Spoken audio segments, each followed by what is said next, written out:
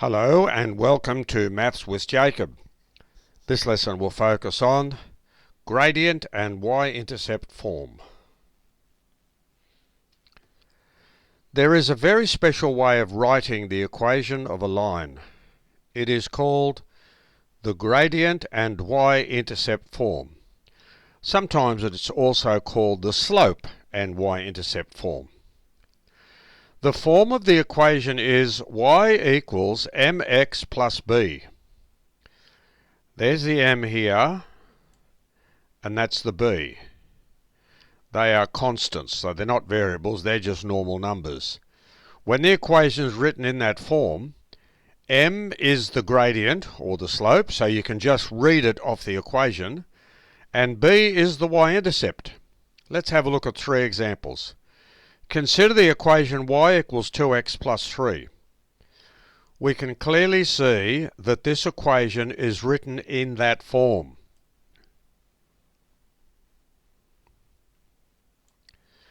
So, we can read off the gradient and the y-intercept straight away.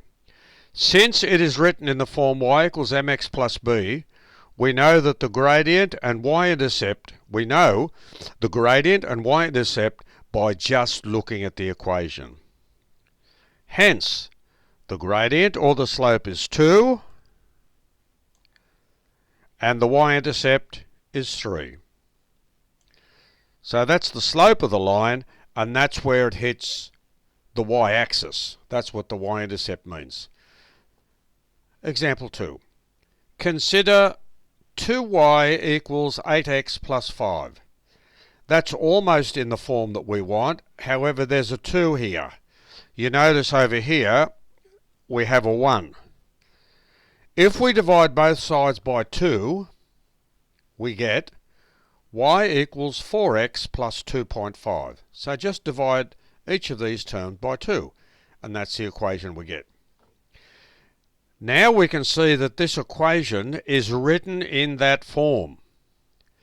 Hence, the slope is 4 and the y-intercept is 2.5. Example 3.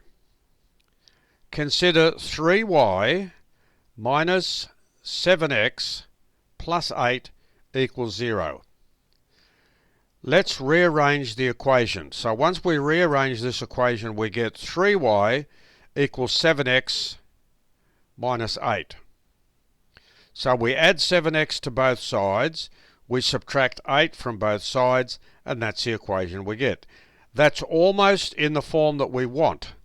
However, because of this 3, we have to divide both sides by 3, and this is what we get.